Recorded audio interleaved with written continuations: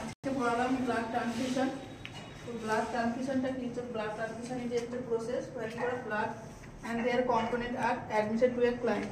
তো অটোলোগাস ডোনেশনটা কি হচ্ছে, যে ইন দিস কন্ডিশন হচ্ছে কি ক্লায়েন্ট হচ্ছে ডোনেট করে ওন ব্লাড বিফোর সার্জারি, এবং সে একটা ডোনেট থেকে আরেকটা ডোনেট কতদিন গ্যাপ থাকে, যে 3 ডে গ্যাপ থাকে। ব্লাড ডোনেশন স্টপ করে 3 ডে বিফোর সার্জারি। মানে হচ্ছে কোনো পেশেন্ট যদি হচ্ছে যে এক্ষেত্রে যে নিজের ব্লাডটাই নিতে চায়, তাহলে সেক্ষেত্রে করা হয় যে 5 উইক্সের আগে থেকে কী করা হয়, নিজের ব্লাডটাই আগে ডোনেট করতে শুরু করে, এবং সেটা হচ্ছে যে কি 3 দিনের গ্যাপে বা তারপরে হচ্ছে 4 দিনের গ্যাপে হচ্ছে কি দিতে পারে। দেওয়ার পরে কি হয়, সেটা যে সার্জারি যেদিন হবে তার হচ্ছে 3 দিন আগে সেটাকে স্টপ করে দিতে হবে।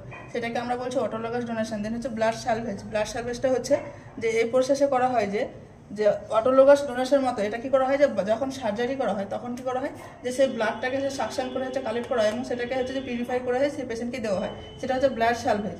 আর হচ্ছে রেজিগনেশন হচ্ছে ডোনারেশন হচ্ছে যে ব্লাড হচ্ছে কি একটা হচ্ছে কমপ্লিটলি ডোনার কি করে, যে রেসিপিয়েন্টের থেকে নেই এবং হচ্ছে যে একজনকে কী করে যে দিয়েই। দেন হচ্ছে যে ব্লাড কম্পোনেন্টগুলোর মধ্যে কী কী থাকছে, platelet, RBC, WBC, plasma, colloid, এবং এর মধ্যে যেটা পড়েছি সেটা হচ্ছে প্লেটলেট। প্লেটলেট হচ্ছে নর্মাল কাউন্ট হচ্ছে 1.5 টু হচ্ছে 4.5 lakhs per mm3। এটা হেল্প করে, ক্লটিং ফ্যাক্টরে হেল্প করে, এবং এর নর্মাল ভ্যালু থেকে কমে গেলে কী হয়, বেড়ে গেলে কী হয়, যখন হচ্ছে 1.5 lakhs mm3 থেকে কমে যাচ্ছে, তখন তো আমরা একটা বলি যে থ্রম্বোসাইটোপেনিয়া। যখন হচ্ছে 4.5 lakhs per mm3 থেকে বেড়ে যাচ্ছে, তখন আমরা বলছি থ্রম্বোসাইটোসিস। এবং এর ইন্ডিকেশনগুলো কী কী? ইন্ডিকেশনগুলো হচ্ছে যেমন হচ্ছে থ্রম্বোসাইটোপেনিয়ার ক্ষেত্রে হচ্ছে ডেঙ্গু পেশেন্টের ক্ষেত্রে কী হয়, যে ওখানে হচ্ছে যে কি প্লেটলেটের কাউন্টটা হচ্ছে কমে যায়।